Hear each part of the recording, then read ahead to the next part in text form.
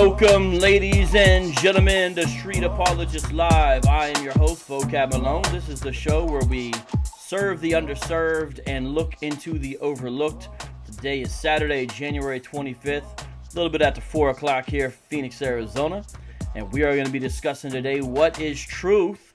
So you're going to learn the truth about truth as it relates to apologetics, worldview, culture, and perhaps especially young folks, students, because that's where it becomes perhaps even more acute, this question. But I won't be discussing this question by myself today. I'm going to have two amazing apologists based here in Phoenix with me. You'll see their face in just a minute. I'm just giving everybody a time to come in. What I need them to do is hit that like button, grab this link and share it, and leave a comment. And while you're at it, why don't you get yourself a profile picture? If your avatar doesn't have a profile picture, it means you have no personality. You're a tabula rosa or whatever they say, and we like to have a live chat going on that has some flavor. All right, so with that being said, I'm very excited to introduce Marty, Clapp, and Robby Lashua, and they will be speakers at Doctor for the Block 2020, February 7, 8, 9. Robby and Marty both will be speaking on Saturday. Their sessions are not at the same time, so if you wanted, you could actually hear both of them. So with that, everybody can now see your face. I'm going to unmute you, Mr. Robby, in just a second here. And you see Marty, give people a shout out, my man. It's nice to join you today. That's all you got? That's it. Oh boy, oh boy, oh boy. And I see there, Robby, you are drinking from a special kind of mug. Tell people about the mug because it relates to something you do, and we want to let people know about your stuff. Hold on, it's still muted. I'm sorry, my bad. Okay, give it. Let me see. Sometimes I have these. All right, try it again. Let me see if I can hear you. All right, sound good? Yep. All right. Sweet, man. Yeah, this is a mug. I have a weekly apologetics podcast that we put out. It's called Christ, Culture, and Coffee. This is actually like our old mugs because we haven't got new ones yet, but this is what it looks like now. And yeah, it's everywhere, like your stuff. It's on Apple Podcasts, Spotify, iHeartRadio, SoundCloud, wherever. So yeah, if people want to check it out, they can. Weekly Apologetics podcast. We come out every new episode every Thursday at 4 o'clock. Thursday at 4 o'clock. That's how you guys do it? Yep, that's how we do it. Yep, we like to talk about, obviously apologetics issues, theology, culture, and then we always give coffee tips because I'm like a freak about coffee. And so we're always talking different coffee tips, different recipes, different ways that beans are made, all this kind of stuff. So just to keep people interested. It's fun. That's pretty dope, man. So people can find the website one more time. Yeah, just Christ, Culture, and Coffee. We don't have a website. It's just podcasts. So anywhere they listen to podcasts, we're on it. All right, awesome. How do people find you, Marty Clapp, online? I think, we're doing the, I'm trying to think of the name of it now. Always be prepared to give an answer, brother.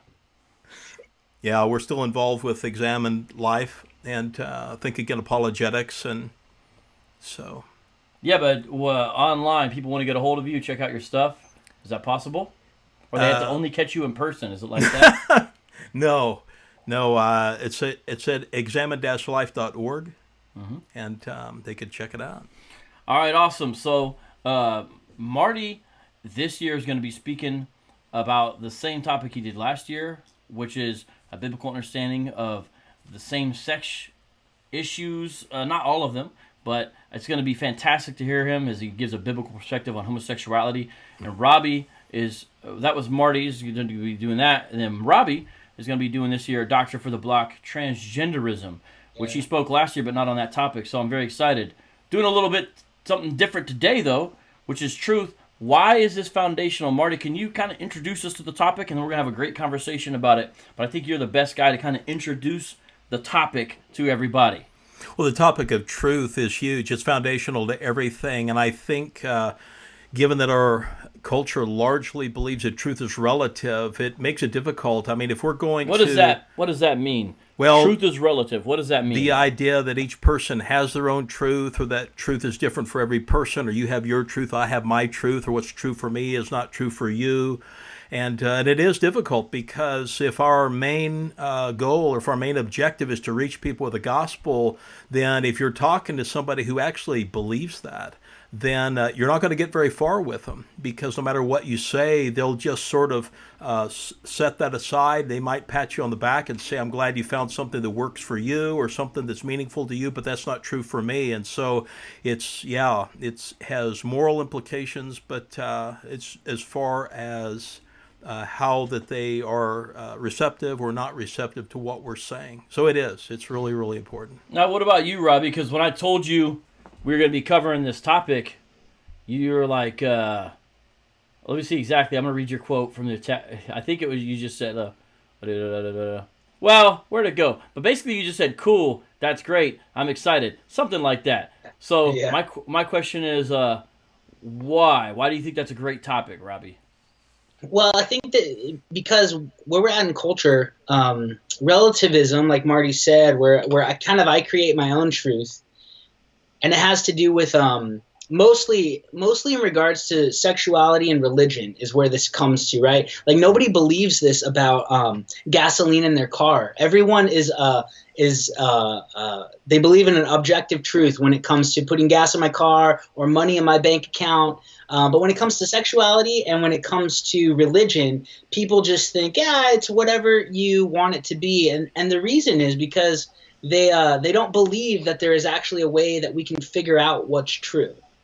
And so that's the issue I think that I see going on in our culture. So I'm excited to talk about it because I really do think that a lot of the issues that we're having in the culture at large that are bringing on like depression, anxiety, suicide, that are harmful for people, if you trace it back, it goes back to they bought this lie that morality is relative and that you kind of create your own truth. And so I love talking about this because I really do think that when you believe in truth, it sets you free. And when you believe in lies, it enslaves you and it harms you. So I think if we can get people to understand what's really true, meaning what's really real, right? It's what's actual, then it sets them free and that they'll be healthier and they will, have purpose and meaning in their life. So I love talking about it. Amen. Amen. That's exactly right. And some of you guys don't know, I don't think I ever talked about it, but Robby and I went to seminary together. Oh, yeah. I'm pretty sure we had some classes together because I remember being by the water fountain talking to you or something like that. Yeah. And I you know what class that might have been? I remember which room it was because it was the one beside the bathroom, at least on that upper floor when it used to be over there on Thomas.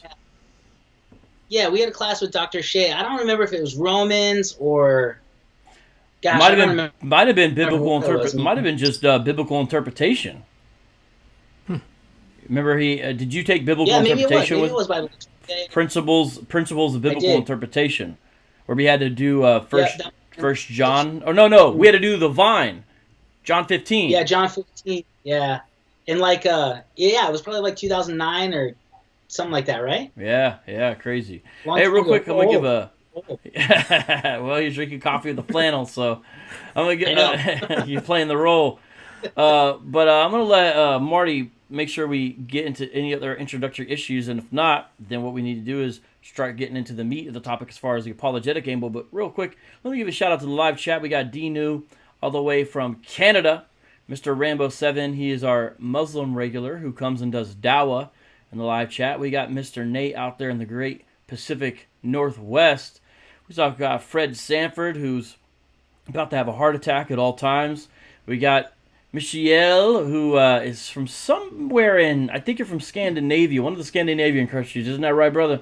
We got Andrea Cruz from Texas, I think. Who else we got up in the live chat today? I'm just giving a shout out to some of you guys that I see. We got some Grace people. We got Grace, Love and Light. And then we also have Drumbo. How you doing? We've got... hold on, I'm just going to give a couple more of you. And then... we got Rogan Black, right on. Marion, she's also from... somewhere in Europe, I think Northern Europe, if I'm not mistaken. Isn't that right, Marion? And then we got KS. What's up to you? What's up, Hayden? What's up, Benjamin? He's our Roman Catholic friend who's still can put up with my Calvinism, which some Protestants can't, so that's nice. We got Timothy. We got Gerard Perry from the BKLYN. We got Liza. How you doing? If I skipped anybody, Count It to My Eyes. We got Thomas Watkins. I don't do this every time, but sometimes I do. I'm giving you time, Marty. That's what's up. We got Juan Villegas. How you doing? DJ Next in the house. Breakfast Gun in the house. And last but not least, we need to get this show started, so I'll just give a shout out to you, Michelle Marie, and you'll be the last one. Oh, I forgot Animal. Okay, and I think that's the last one. All right. Oh, and JT the Zealot and Akalug. Man, there's a lot of people in here today for a Saturday, so that's actually impressive. So I'm glad for that. Nice. Andrew Martin in the house, too, and I think that's enough. Oh, John, man, this is out of control. Yeah, you got somebody from Ireland, Bob Anderson. Nice. You guys, live streaming is fun. I'm just trying to give you a flavor. We see all these fantastic people in here. It's amazing. And I even missed a few, so my bad. All right, so Marty, what else do we need to cover right in the jump here? Do we need to start giving answers already, or do we need to understand some of the more foundational issues when it comes to the issue of truth? What do we do? Well, I think, at least in my mind, I think that one of the reasons there's just so much confusion about truth, or what kind of seems like truth is relative, is probably because most people haven't really thought about the difference between belief and truth. And they're not the same thing. But I think sometimes we use those two words interchangeably as if they are the same thing, but they're not. That there's a significant difference between belief and truth. And I think just as a simple illustration to get our viewers sort of thinking about the difference, let's just imagine a room where there's this water bottle sitting there, and imagine that for whatever reason, somebody who's working in the room, suppose that they need that container, so they dump out the water, and suppose that they just replace it with say a cleaning solution that's toxic, that has no color, no odor, no taste. And then they put the cap back on, set it down, and leave the room. And then imagine somebody walking into that room and they have no idea what just happened. And they see that and they are convinced, in fact, they believe, right? They believe so sincerely that that's water that they pop off the cap and they drink it. And of course, the obvious, the question is, what's going to happen to them? Well, they're probably going to die, and I think that the point of that illustration not only shows the difference between the two, but it tells us that truth does not change in order to conform to someone's beliefs, that their beliefs must change in order to conform to the truth. Thanks for making things real grim there in the beginning, man. I really appreciate that. If we want any other macabre illustrations, we'll be sure to ask you. All right, so I imagine Robby agrees with that, and so you're making a very important distinction so people can understand there is a difference between belief and truth. Right. So just because you believe something doesn't make it true. But for some reason, people in certain areas, especially religion, like to relegate it to the area sort of strictly of belief, and everything becomes very confusing. Robby, anything to say about that? Because I see he's got notes here, so we got all kinds of points, but I want to hear what you got to say. Yeah, I think Marty's right on with this, and this is the classic, the correspondence theory of truth. We don't create truth, we discover truth, right? That's what you said, Marty, and that's huge, because we got people going around thinking that they can create their own truth, which is just completely wrong. You can't, and we see this happening in so many different ways. For instance, just I'm going to talk about transgenderism at the conference. You see this happening with that. People are saying, I identify as this thing, therefore I am, when all science and biology point in the opposite direction. And so it's people trying to create their own reality. And what's difficult about it, and what's sad about it, is that reality doesn't conform to what you wish it was. Right? It's classic example, jumping off of the Grand Canyon and just believing really hard gravity doesn't exist. Reality doesn't care. It's out there and it's true. And so I think that as truth seekers, right, because we got Muslims watching, Catholics watching, Christians, what we should do is not try to conform reality to my belief to create our own reality. What we need to do is go out and discover what's real, and we should believe what's real. And I think our society in America is backwards to that. It's I make what's real for me, and then everything else around me has to conform to that. For instance, with the transgender issue, you have people that are making you have to live in their fantasy world by using the pronoun they want. And think about that. So they're trying to make reality fit what they've created instead of living in what's actually true and real. So yeah, I think that that's a big aspect in so many different areas of life. We have to believe and follow what's actually real. We discover it, we don't create it. So I'm right with you, Marty. All right, that's excellent. So, Marty, when you have these conversations with people who think this way, what do we do? Well, I think that's probably the first step. In fact, when I've had my LDS friends that stop by the neighborhood, and that's usually where I start with them, because they will begin telling me what they believe, and they'll give a list of things that they believe, and then I usually go directly to that point and show them that, the same thing, that belief and truth are not the same thing, and that we have to get down to the question of truth, because there is such a big difference. So I think that's the best place to start. I think also, as Robby was saying, that not only does truth correspond to the way things really are, in fact, I think another just very simple illustration that kind of makes that point is that if I make the truth claim that my keys are in my pocket, and if they really are, then that statement is true. And I think that's it's pretty obvious. His keys are over there on the desk. Well, they are today. I see him. His keys are right over. His keys are right over there, not in his pocket. Yeah, that's no wonder, because you have some giant keys and a big a mag light, like a mag light on his keys. I don't know how those could ever go in your pocket.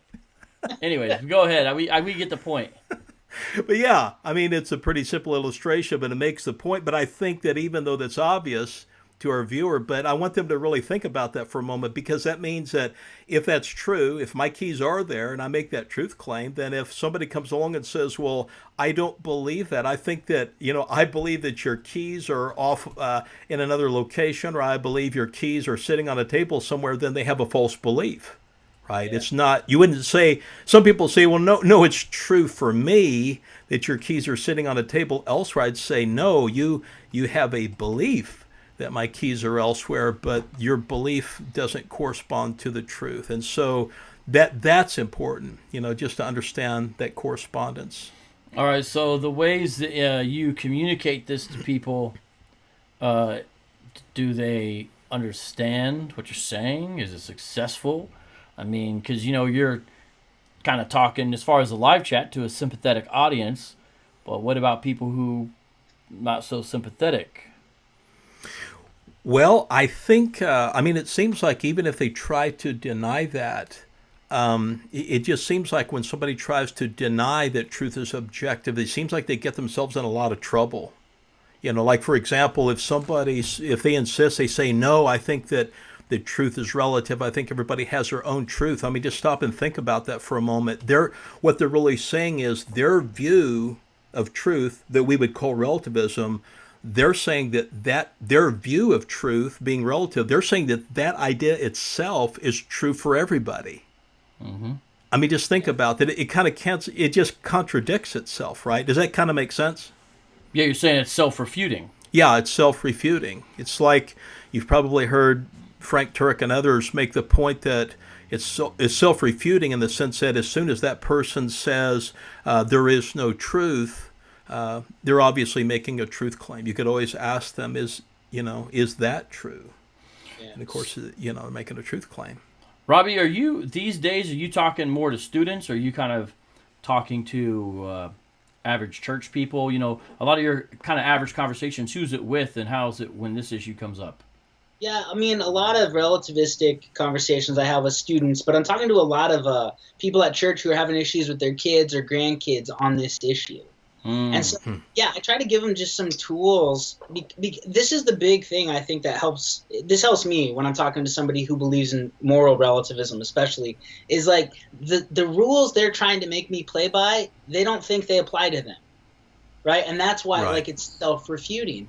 And so, people will say, well, listen, I'm the altruistic, kind, open-minded person about these issues, and I think all claims are valid, but you Christian, you're closed-minded and you're ignorant and you're archaic. And I just stop them right there and I say, whoa, I thought you were open to all views. And don't I fit in as a view? Well, no. And then you go, okay, so you're not really open to all views. You object to mine. Well, yes. So that would be closed-minded to me. Right? I mean, they can't do what they're pretending to do. And I really like it because they always cast themselves in the positive and people who disagree with them in the negative while claiming that they agree with everybody. And if you can just point that out, you go, no, you don't agree with me. And that's okay, because I don't think we have to agree with each other to be kind to each other. So I'm not asking you to agree with me, but let's look at reality, and then we should discover what's true. And that's, I think if you can get them to that step, to say, it's okay if you don't like my ideas, I don't like your ideas, but let's talk about it and see what's real. I think that's a win. And so, yeah, talking with younger people, I think it's easier to do that, or to turn the conversation on itself, like Marty was saying, by asking them, is that true? So many of these statements that are said, people haven't thought like one layer deeper about them. And if they do, they would see how frivolous they are. But the truth of it is, they're just slogans people use to do whatever they want. And people like doing whatever they want. So that's the real... That's what we're really fighting here, isn't epistemology claims. What we're fighting is people like to be God of their own life. And if you can get down to that, it's helpful. And to be honest with you, like, Christianity is not easy to live, right? Do I want all of these rules imposed on me morally? No. My flesh wants to do horrible things, right? So I'm not saying that, like, I understand where people are at with this. It'd be really nice to wave a magic wand and say I can do whatever I want and be whoever I want, and that's okay. But what's really sad about it is people still feel guilty, and it's because they are guilty. And I think when we can get into that, instead of just arguing over epistemology or how you know what you know, if we can get down to what's really going on, why do you want to do these things? I think that's a step in the right direction. Something else that just came to mind is that it's strange to me that those that would insist that truth is relative. In fact, you probably have heard people say, they often say that it doesn't matter what you believe, referring to God or religion. They'll say it doesn't matter what you believe as long as you're sincere. And really what that person is saying is that truth doesn't matter when it comes to God. But what's really interesting is that that very same person demands the truth in every other area of their life. You know what I'm saying? Like, that same person that says truth doesn't matter about God, they demand the truth when it comes to signing a contract. They demand the truth when it comes to relationships or who's handling their finances. So I find that these people care passionately about truth in every other area of their life except for the one and only thing that's going to matter in the end. Yeah. Yeah, that's crazy. And I think it's because they don't think. I think it's because they think the answer is nobody can really know about these things, right? And J.P. Moreland talks about that a lot. How he says, because everybody thinks, on a level, science determines all truth, and because science can't speak to metaphysical things like a God, we can't really know. So it's a grab bag, and whatever you feel or whatever you want to be sincere about is fine, because nobody really knows. But the truth is, we can know about these things through other ways of gaining knowledge, not just through science. So I totally agree with you. It's crazy that they would, the most important question, they'll just shove off to the side, right? But when it comes to their finances or their sports teams, oh man, no, I got to know how many points Devin Booker had in last night's game against the Spurs, and it's really important. Yeah, it's all these truth claims, but God, whatever. It's whatever I feel today. It's crazy. It is. Yeah. Or like, we mentioned sports teams, like a call at first base. Is he safe? Is he out? Well, there's certain objective rules to gauge, for example, that by. Is he safe or is he out? And the umpire can get it objectively wrong or objectively right, and that's why they'll replay it again and again and again to see which is the proper call. It really matters to them that they want it to be actually right, and they'll say, well, they would have won that game if this and that, because they think there's some violation of the rules. But people have sort of inconsistent applications about this. But you guys we just started waxing not only philosophical but theological, when part of what I heard being said is, well, hey, at root of this is it's not ultimately merely intellectual or logical, but it's spiritual and moral. Can we talk about that? I don't know if this is the time you want to quote some relevant scriptures to that point, because you're making a certain assessment, you know what I'm saying? Mm-hmm. So how is that relevant to it, and how do you really fix that problem? Because it's not just an issue of, 2 + 2 is 4, not 5. What do we do about that aspect? We need to talk about that, I think. Well, it goes to Romans 1, right? People didn't want God. They rejected him, and they wanted to worship the created thing, whether it's idols created by hands or whether it's me as myself. I want to be completely autonomous in the universe and make my own morality. And that's where you see a lot of people are getting to. And they try to say, it's okay if you make your morality because I'm going to make mine. But then, you can always ask them, well, what if my morality is to punch you in the face and take all your money? They would totally object and say, you can't do that. And I could say, yes, I can. I'm bigger than you. What you mean is I shouldn't do that, right? And that's what they'll say. Yeah, you shouldn't do that. Well, why? If I'm creating my own thing, so unless there's a law, unless there's a set of rules above us, then I can do whatever I want, right? Until I get killed by somebody who's bigger than me. And this is the thing. Going back to basketball, because I love basketball, right? So you can't know who's good at basketball unless there are rules, right? I was at my son's basketball game this morning. He's in the itty-bitty league out here in Litchfield Park. So it's 4- and 5-year-olds. They play with that small ball, 8-foot hoops. And they double dribble all the time, right? It goes out of bounds. The ref doesn't call it. They shoot every time they touch the ball. Sounds like LeBron James in the NBA. Yeah, that's what they're watching. That's the problem.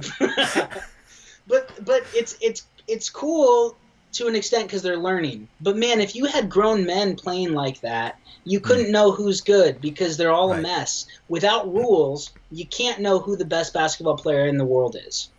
And it's the same when it comes to morality. Unless there's an objective set of rules out there, you can't know who's doing what they should or shouldn't. But everybody knows you shouldn't punch me in the face and take my money. Why? That's wrong. Not to me, it's not. They won't accept that, right? And so I think just using examples like that to show people you really don't believe what you're saying. You only want it to apply to your sexuality or to your religion. But you don't want that in society at all because that would just be anarchy. Again, it goes back to people want to be their own gods like Romans 1 talks about. They want to worship the created thing and not the creator. They don't want to submit to his rules. You know what's interesting about Romans 1, that the same passage you're referring to, Robby, is that it says that they have suppressed the truth and unrighteousness.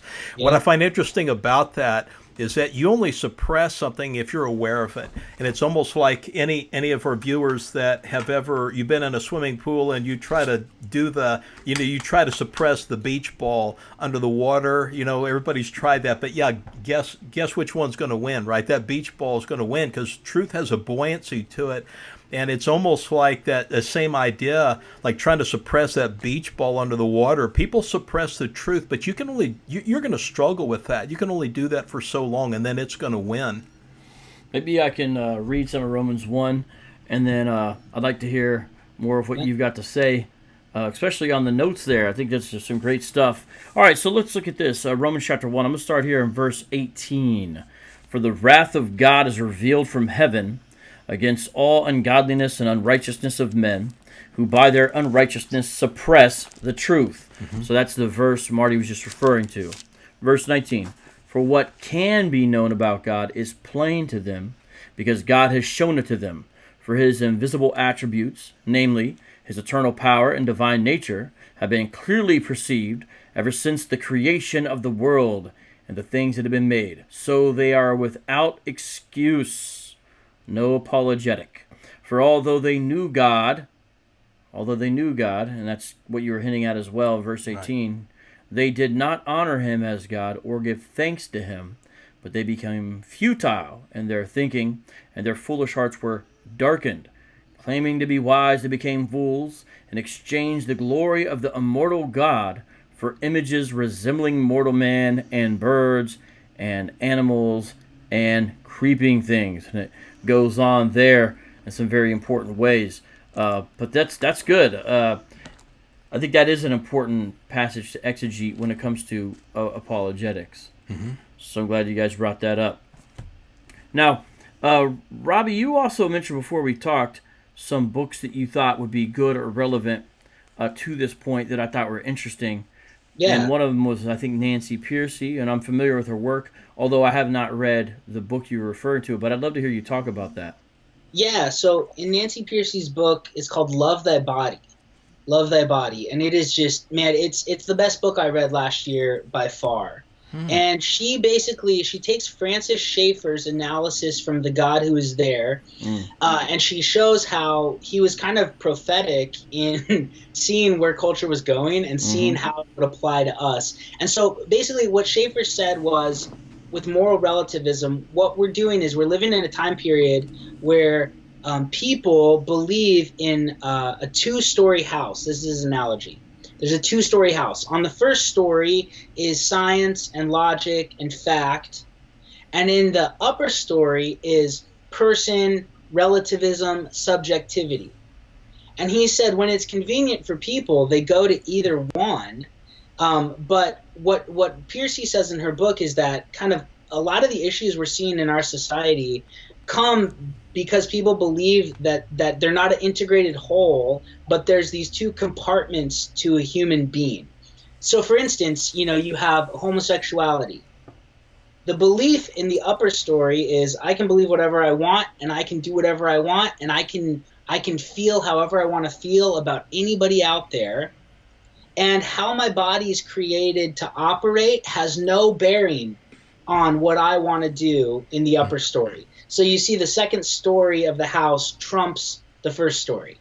It's the same with transgenderism, right? Who I feel I am on the inside and what my body actually is, down here scientifically, biologically, has no bearing on who I really am. Same with abortion, right?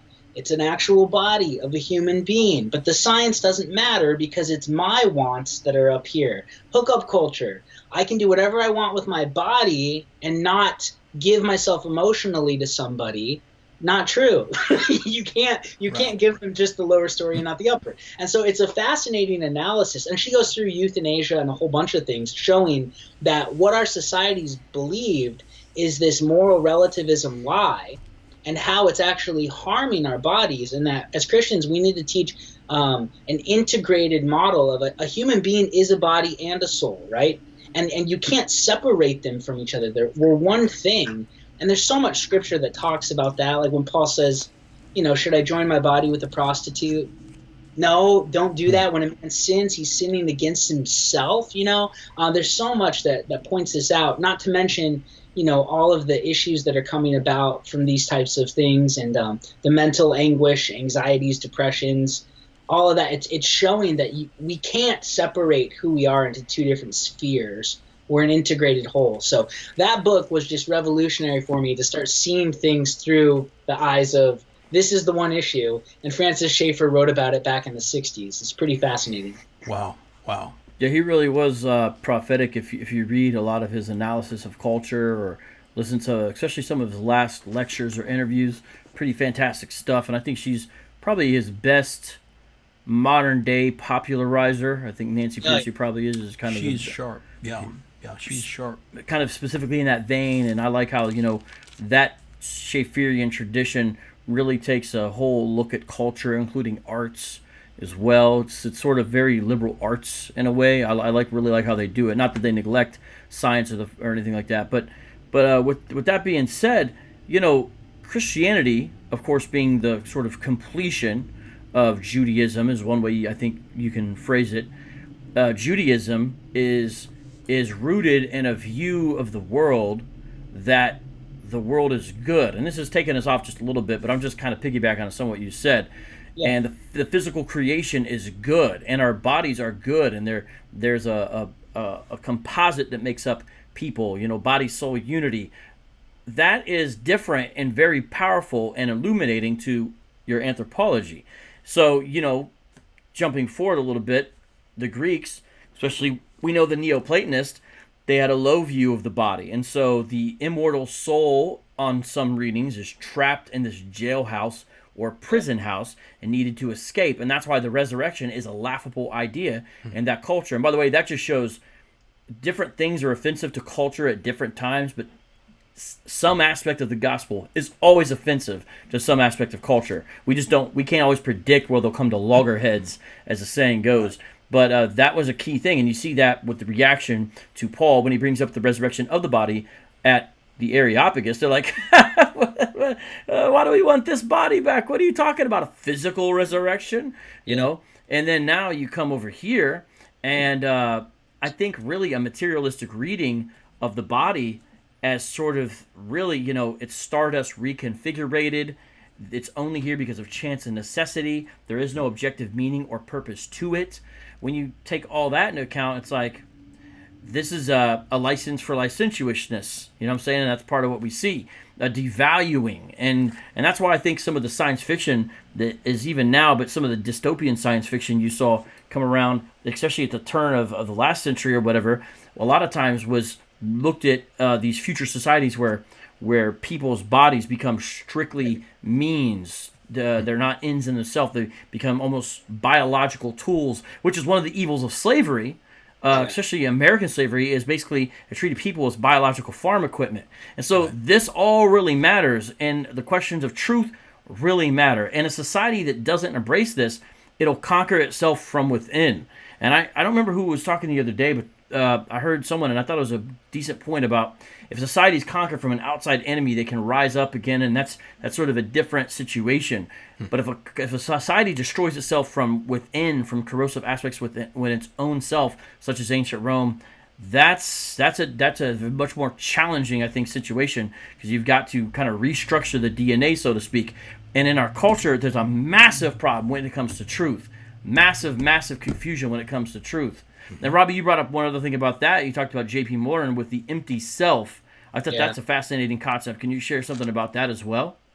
Yeah, sure. So Moreland, he talks about how our society is filled with what he calls empty selves. And there's a few specific details about what an empty self is. He'd say, and you can find this in a few of his books, and I've heard him teach on it, but one of the books it's in is in The Lost Virtue of Happiness with J.P. Moreland and Klaus Isler. It's a really great book, and it's really accessible. It's not some high, lofty philosophical book.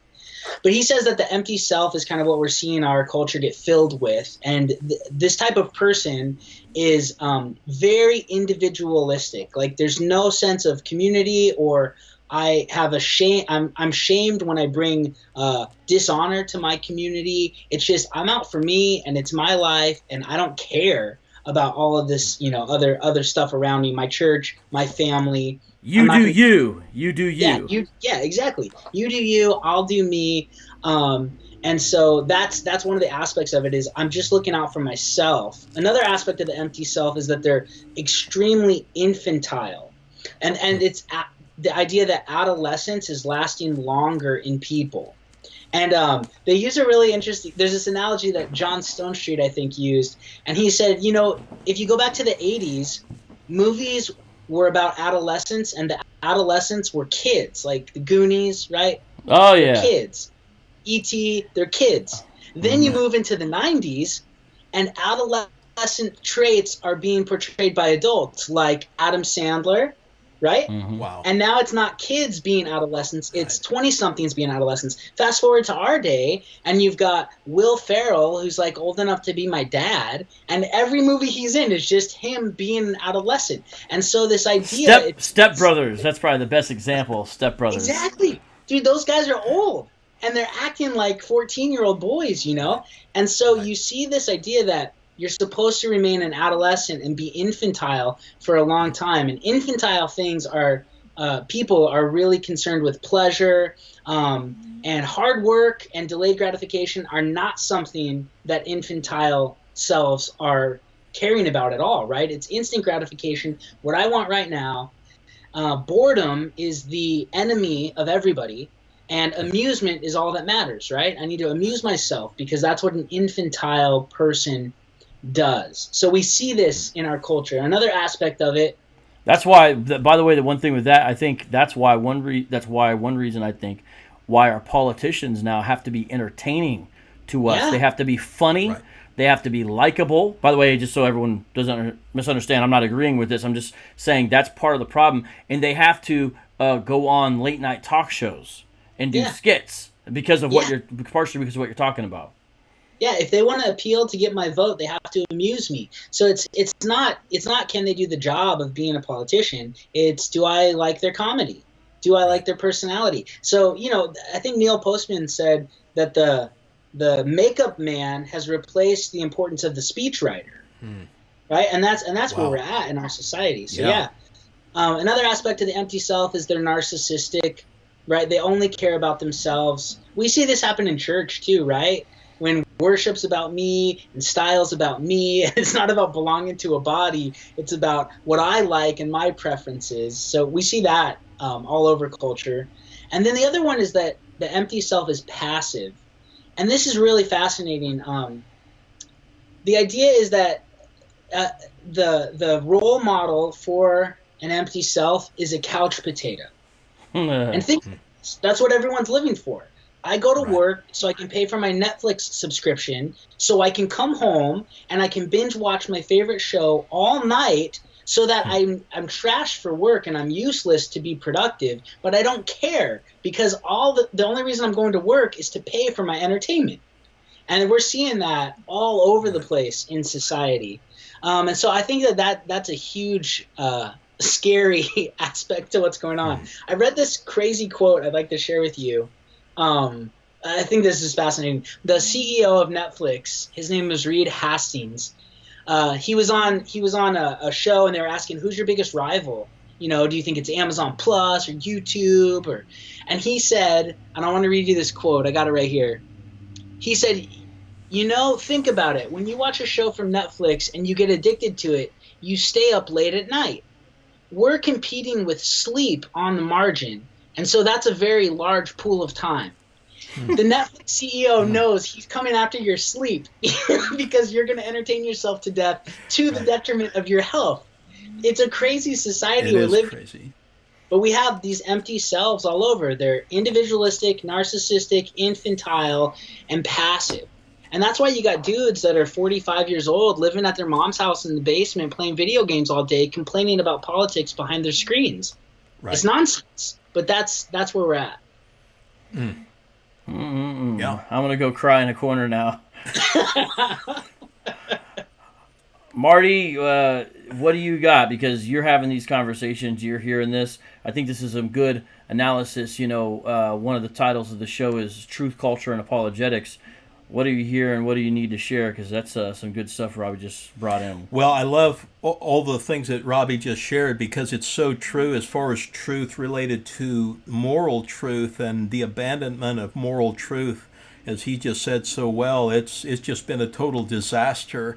As far as truth as it relates to God, different religions, different beliefs, I think one thing that you and I, all of us here as Christians from time to time, is people will say, well, Christians are so narrow-minded and bigoted to think that they have the corner on truth, that it's very exclusive.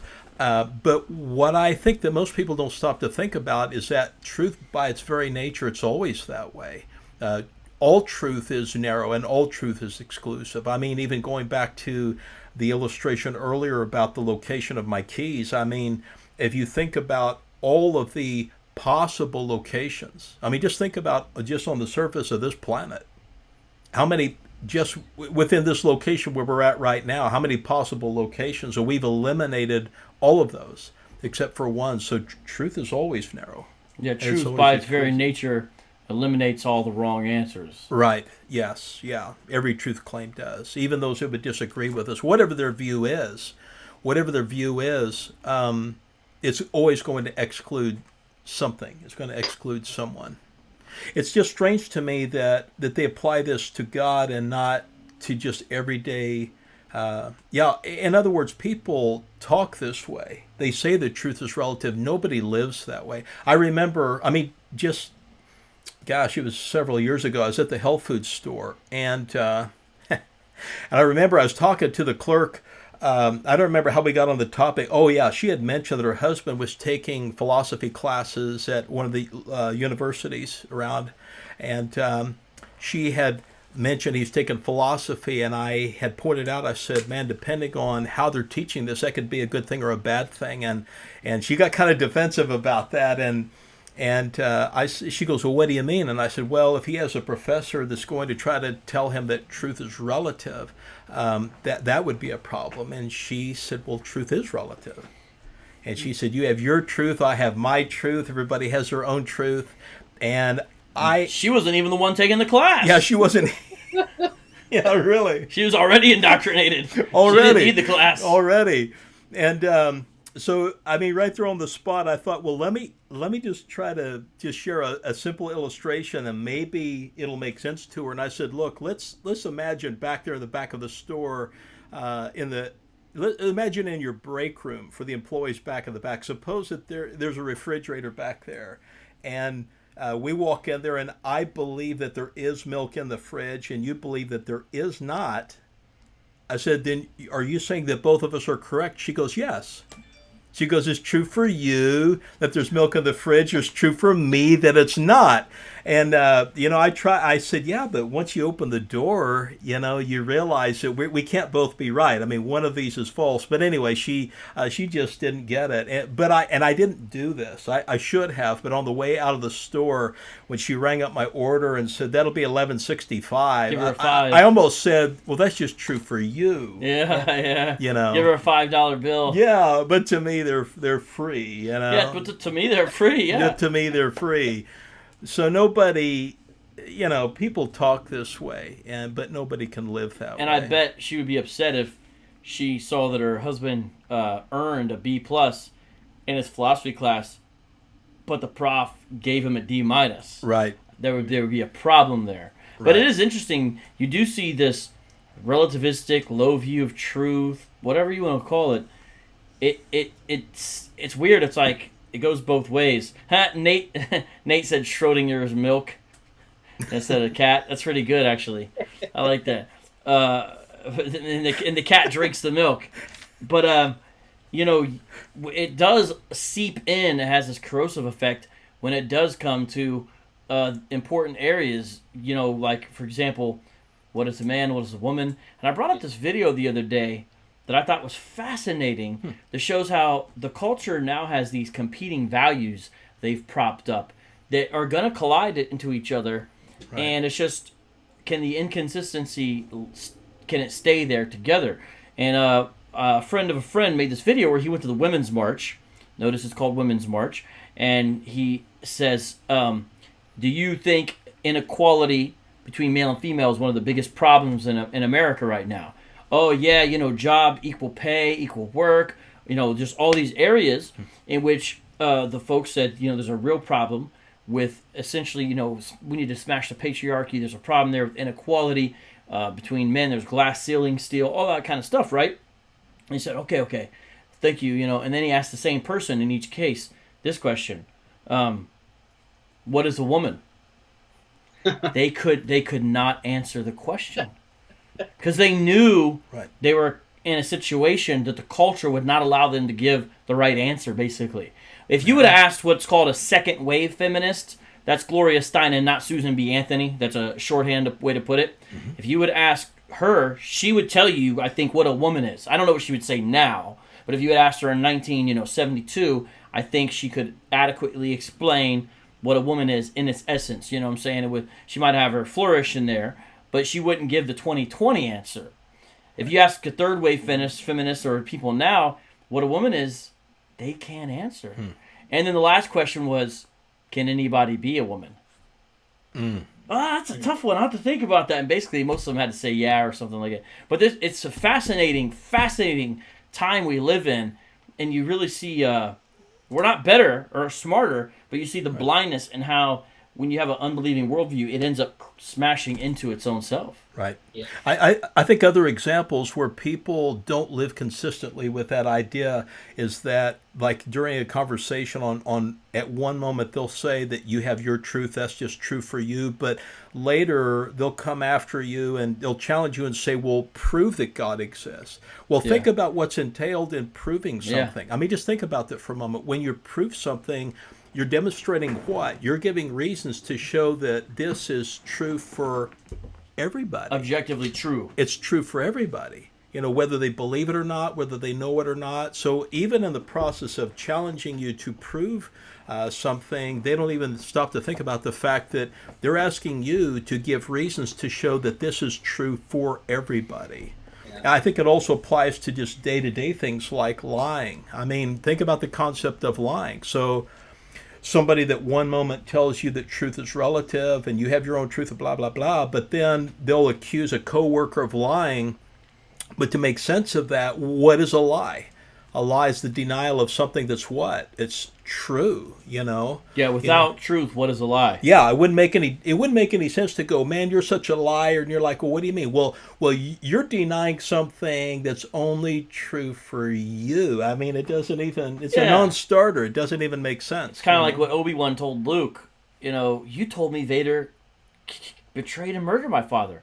What I told you is true from a certain point of view. Are always getting a certain point of view, Right. Yeah. Anyways. That's awesome. I think too, Marty, like with your idea about, if you're in the workplace environment and you lie about somebody else, they're going to get mad about it. And because what they're going to say is that's not what actually happened.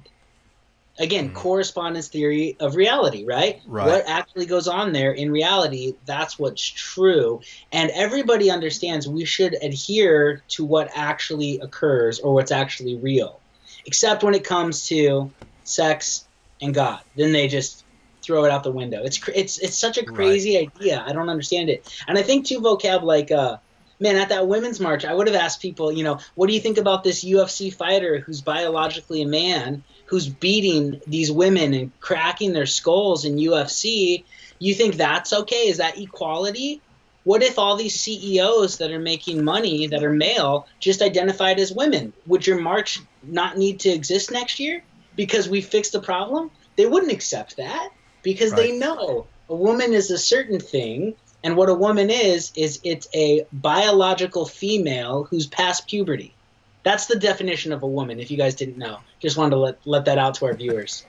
Yeah, I think I've heard about some feminists who view transgender males, or wait, maybe I'm saying it wrong, transgender females, as basically almost as secret agents for the patriarchy. Yeah. One more way for males to come in and... You know what I mean? So you got some real challenges of the viewpoints kind of over there on that side. Right. Yeah, what Robby said, it reminded me of this article. The Babylon Bee.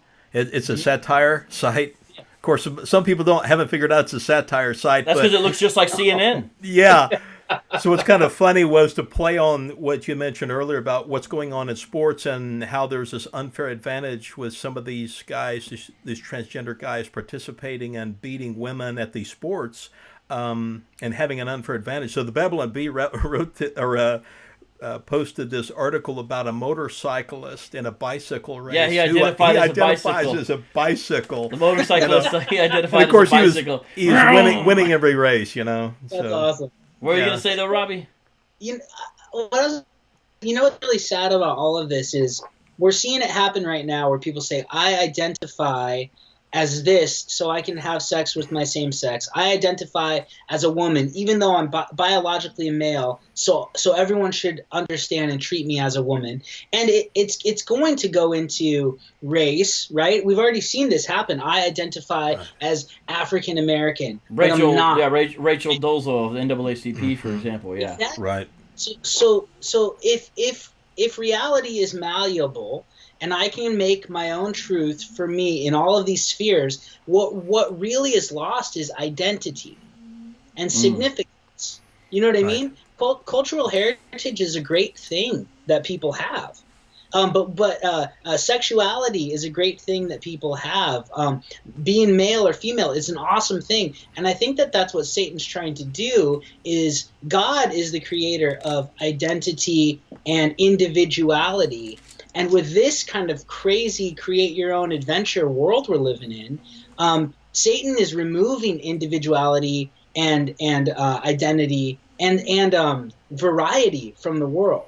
That's I think a goal is to delineate the neat things that God's created different humans to be, and just make us all neutral, gray, boring.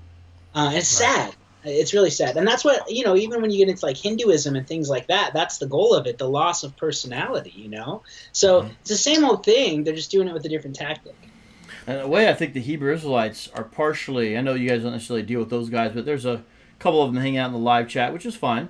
In a way, I think they're a product of that, where it's a strange kind of thing where they have a subjective epistemology where it really doesn't matter, honestly, about archaeological evidence. They'll try to say there's archaeological evidence. There's not that most of them claim to be Hebrew Israelite.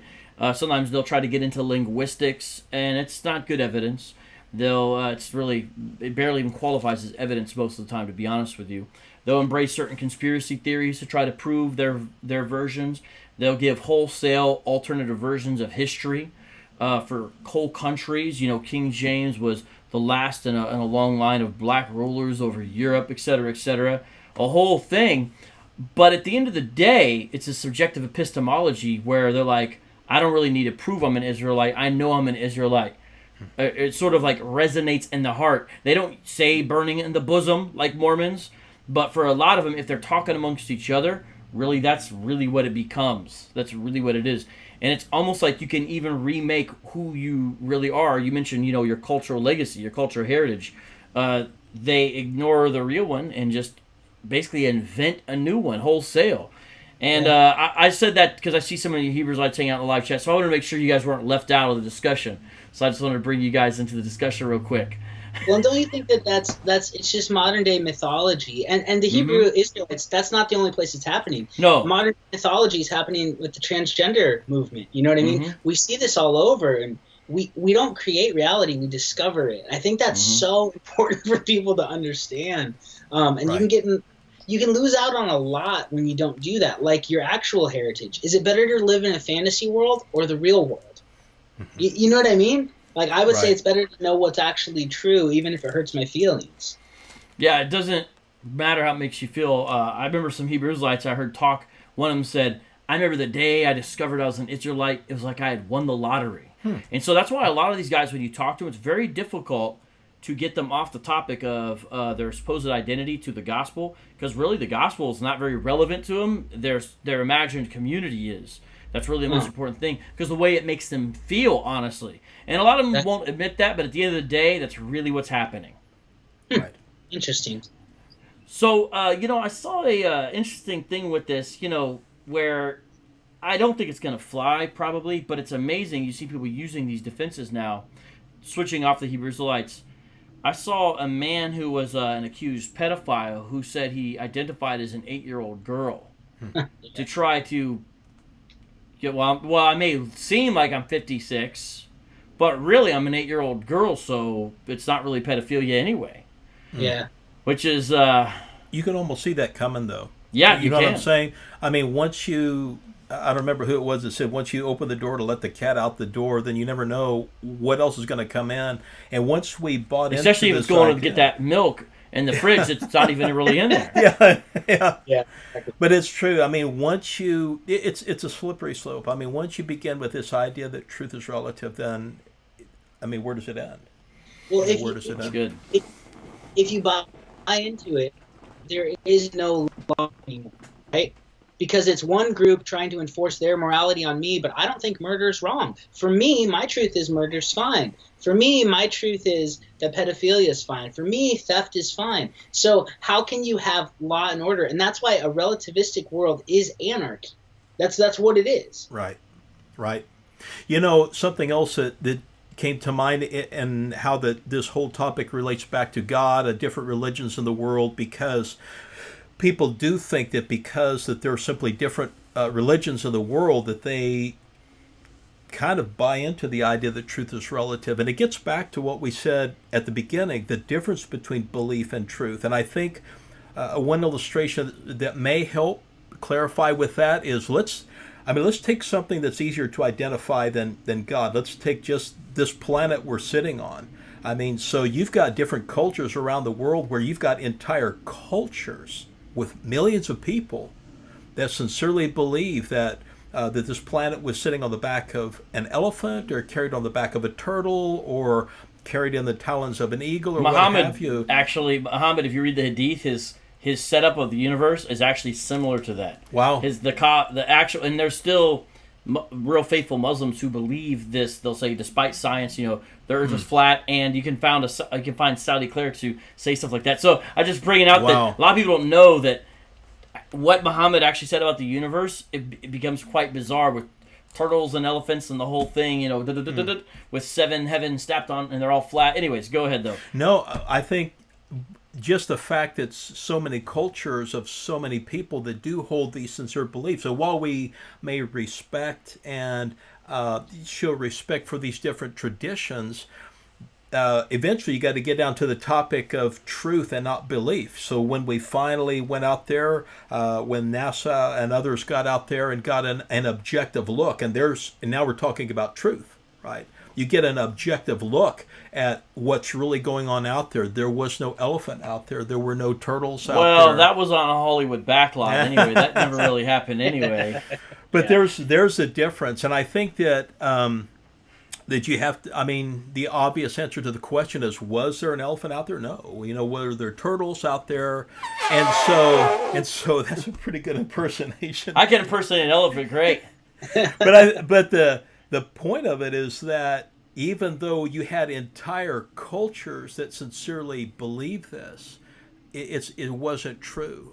And so we carry this principle back to, yes, there are different beliefs about God, but if those beliefs do not correspond to the truth about God, then yes, an entire culture can have a false belief about God. That's right. Well, hey, Robby, this is about the time you said you needed to jam out. We appreciate you joining us. We want to give a plug one more time.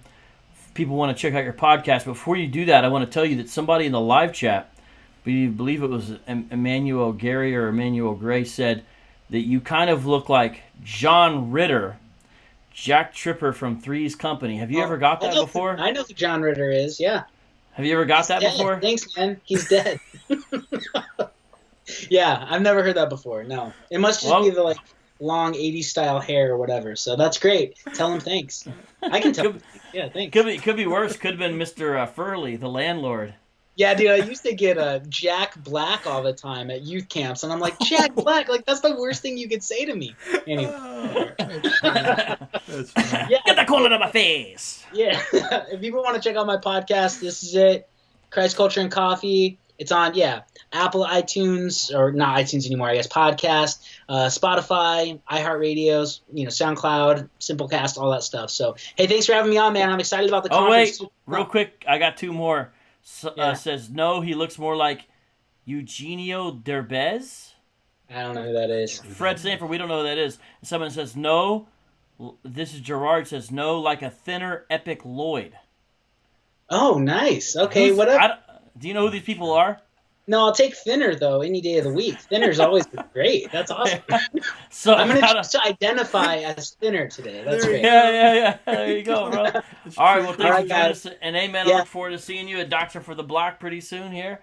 Coming up, it'll be soon. And I look forward to what you're going to talk about. He's going to be talking about transgenderism, and Robby's great on the topic. He's very good. He does some awesome stuff, so definitely check him out. Oh, Fred Sanford said he's a Mexican actor in Jack and Jill. All right, man. Shout out to you, man. God bless and thanks, Robby. Yep, I'll see you later. Thanks so much. All right, awesome. Well, let's end our time here. Just you and I, brother. Take a few questions before we get out of here. What do you think of that? Yeah, we can certainly do that. All right, we're bringing the camera in now. Bringing the camera a little bit. And, before we do that, because I'm going to give people a chance to ask the questions. Guys, questions for myself or Mr. Marty Clapp here. Now's the time to ask them. Now, what did you have in your notes that you maybe didn't get a chance to get to that you can bring up now that Robby's gone? Because Lord knows he just talks the whole time. He's great, man. I love it's Robby. It's a joke. I'm making a joke and trying to compliment him. Robby's great. But what else did you have there that we didn't get to? Why people start asking their questions? Well, I think one thing that maybe that they hadn't thought about or related to the topic of relative truth and how that it's sometimes taught in the classroom. I think an example, maybe you've heard this example before, where they'll use an illustration of the blind man and the elephant. Mm-hmm. Have you heard that? Yeah. Yeah. Exactly. So in this illustration, they try to use this to teach the students, or at least to try to convince them that truth is relative. Mm-hmm. And for those that haven't heard the illustration, it basically goes like this. Supposedly there's this elephant, they're in a courtyard, and these 6 or 7 blind men stumble into the area, and they encounter this elephant, but of course they don't know what it is. And so one of them feels the ear, he thinks it's a giant leaf. One feels the trunk, he thinks it's a snake, One feels the tusk, he thinks it's a spear. One feels the leg, thinks it's a tree. One feels the side, thinks it's a wall. But anyway, they get in this argument about who's right, about who has the truth. And then up above is the Raja, the prince, and he's trying to take a snooze up there, and then they wake him up. There's commotion. He walks out there on the balcony, and he looks down, and he sees them arguing, and so he kind of, he figured he need to step in and to solve the problem. So he kind of shouts out at these guys. He said, hey, you guys don't have to argue about who's right, because you're all right. You all have the truth. You all have a little bit of the truth, but you're all right. You all have the truth. And then the teacher will say that this is the way truth works. That everybody has the piece truth. of the truth, or part of the truth. A piece of the truth. But one of the problems with that illustration, let's be honest, they didn't have the truth. Right. It wasn't a snake. It wasn't a spear. It wasn't a tree. I think that's the first obvious point that we need to point out, is that they didn't have the truth. The other problem I have with the illustration is that when they give this illustration, notice, in fact, it's worth asking them. You can ask them, look, when you give that illustration, where are you in that illustration? In other words, where are you? Are you down there with one of us as one of the blind men? Or are you telling us from the perspective that you're the Raja? Well, it's obvious, because they start off the illustration by saying there was this elephant and these blind men, and so obviously they're telling this illustration as if you and I are down there as one of the blind men who only have a piece of the truth, but they're telling it from the perspective as if they're the Raja. From the objective viewpoint. From the objective viewpoint. Yep. And the irony of that whole thing is that the whole point of their illustration is that they're trying to convince you that no one has the truth, but yet they tell it from the perspective as if they do. As if they see the big picture, as if they see the rest of us, and that they see the big picture, So even that illustration, it fails. And really, at the end of the day, it was just an elephant. Oh, hold on, I messed up on that one. Hold on. Well, it's hard to do it every time. All right, so somebody has a question, and let's do a couple questions here. Somebody says, what do you say when people ask, why is there only one God?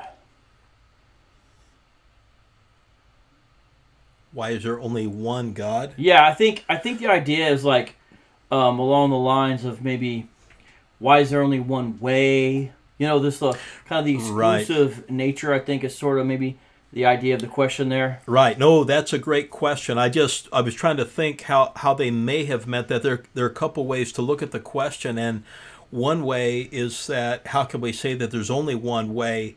It gets back to what we said earlier, that even common everyday truth, remember we talked about the location of my keys, there are an almost infinite number of possible locations where they could have been located, but we've excluded all of those. So even simple everyday truth, like the location of my keys, that is a very, very narrow truth.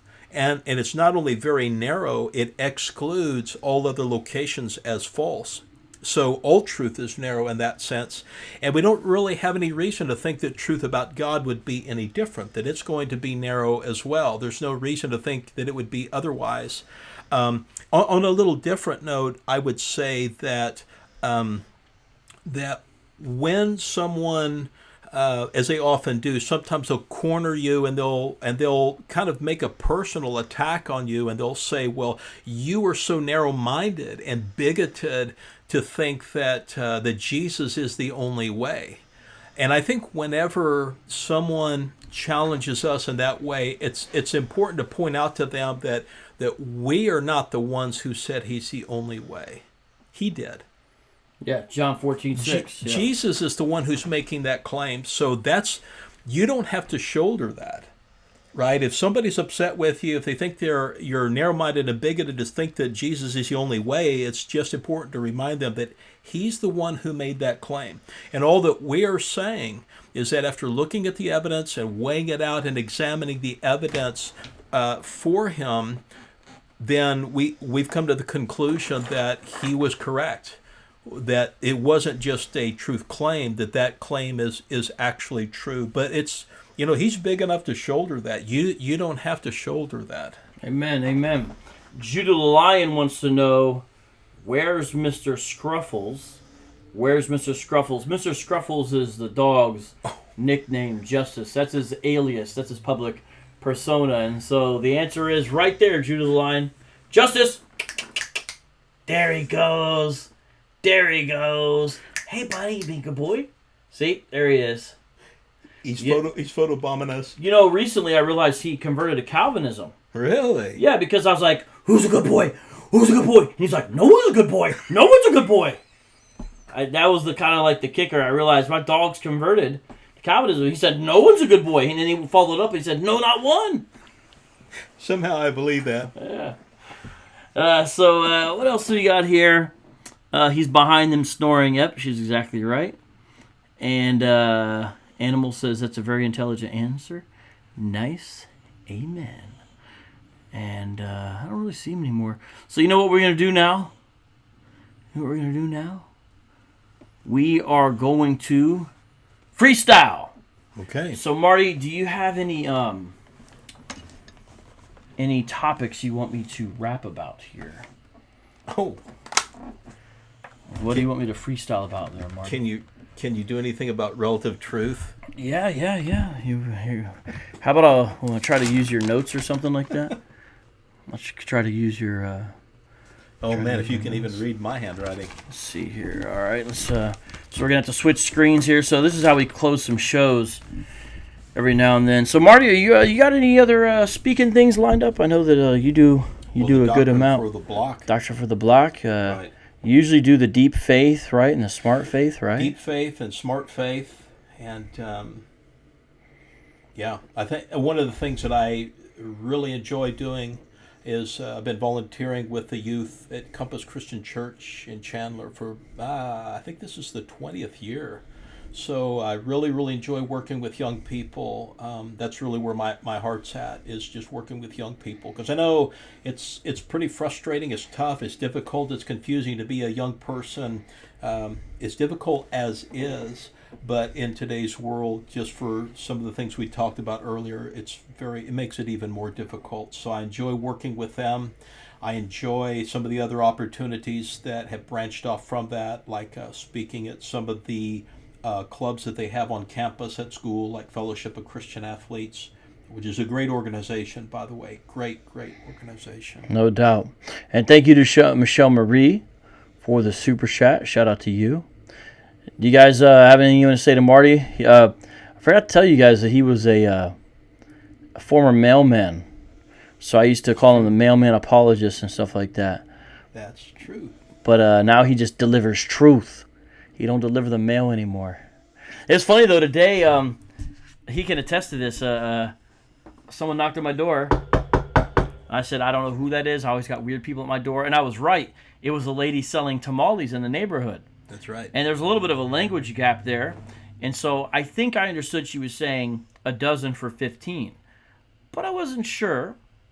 And so I didn't know yet. I didn't want to, if she was saying less, I didn't want to pay too much, overpay, But anyways, so the mailman comes right at the right time and I was like, how's your Spanish? She's like, not that good. But he knew just enough to get us over the hump to make sure that we had the right price.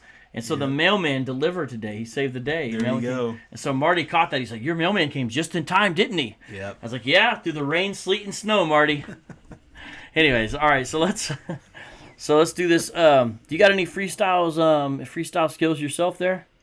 Me? Yeah. Oh, man, I couldn't even rattle off our website. That's pretty bad. I'm so embarrassed. You're right. That was pretty bad. It's examine-life.org. I put it on the screen. That's it's a good thing you did. You see, man, here I am. I'm almost 62 now. And what? Yeah, so I'm losing. Yep. What? The age thing, man. There, the memory goes. Well, we won't judge you too harsh. Besides, why don't you just start identifying as a 30-year-old, maybe? There you go. That might fix your problem, right? No? Okay, so let me fix this because the rules are different now. Now it's 200 listeners and 100 in the super chat. Wow. But so we've upgraded the rules, but I owe them so many freestyles that it's all right. Is Judah trying to get me to rap freestyle? I think so, yeah. I think so. He's our Hebrew Israelite friend who he's nice to us when he's with us, but then when he's not with us, he's not so nice. But we don't judge him for that because that's his truth. Judah, if you heard me try to freestyle, oh my goodness, it would be sad. It would be a sad thing. If people might like it, they might like it. They might like it better than I don't know. All right, so here we go. So you're gonna be able to hear the beat, Marty, because you got those headphones on. And let's start it. Here we go. 3, 2, 1. Yeah. Turn it up a little bit. Yo. 1, 2. Mic check. Somebody in the chat asking about the net Bible. David Julius, it gets much respect. I say yes. Why do I say that? Read the quotes. It's got a lot of great textual notes. Yeah. It talks about the variance. It has a very nice appearance. It's kind of thick. It costs a pretty penny. It's okay, you could get plenty. A Bible, so go ahead and get that. It's blazing. The translation is New English, that's NET. Now here I come with the man Marty. Do like his last name, Clapp on the beat. We rockin' every single day, even the week. And he's my friend, shout out to K-Dub. He be rockin' the mic again and again. Back in the day, he dropped a CD. Hear me now all in color 3D. On YOUTUBE. This is live, it's a brand new live stream. Shout out to Liza J in the live chat. Hello, how you doing? Got an A on my hat. Arizona Diamondbacks, I rip this rap. When I spit, I spat. Hey yo, where you at? Today we discuss truth in the booth. Gotta talk about effect on the youth and to the culture. If you don't believe in truth, it's just like a vulture eating on the carcass of culture. It's damaging, don't mean to insult ya, but what do you do? I wonder why. If there's a truth, then there's no lie. That's for real until you die. Then you'll see, cause you'll open up your eye. So do it before then. Come on everybody, got recognized. So you can win. There are lots of lies, and that's a sin. It's one of the commandments, okay? I know you understand it. Today, listen, we gotta spit it on a Saturday, but full of truth, ought to be a Saturday. Yo, back in the day, he was a mailman and identified as a mailman, not a female man like Jenna. Here we come again, time for dinner. What we gonna do? Eat the chicken noodle. Yes, indeed. You know we come through to Doctor for the Block. It's the conference. Who's our sponsor? Sponsor, Street Apologists and the Reborn. Come now, you've been forewarned. Here's the schedule, it's on the back. Robby Lashua will be there black. He's like Jack Black, or maybe Jack Tripper. Come through, I murder like a ripper. To this beat, Marty Clapp 2-2. He'll be there with the whole daggone crew. Yeah, now we rapping again. What's the next on the note, my man? We got the question of the blind man with the elephant, they was feeling on him. The trunk, so don't call it what you want. He's really an elephant. Not a punk, not a bump, not a dump, not a chump when I rap. One dude, he was feeling on his back and in his tail, delivered like the mail. Don't touch shit, shock like third rail. MBK, LYN. Hey yo, this is a free, this is the end. Alright, God bless you guys. Peace out, street apologists. Join us next time where we make apologetics fun again.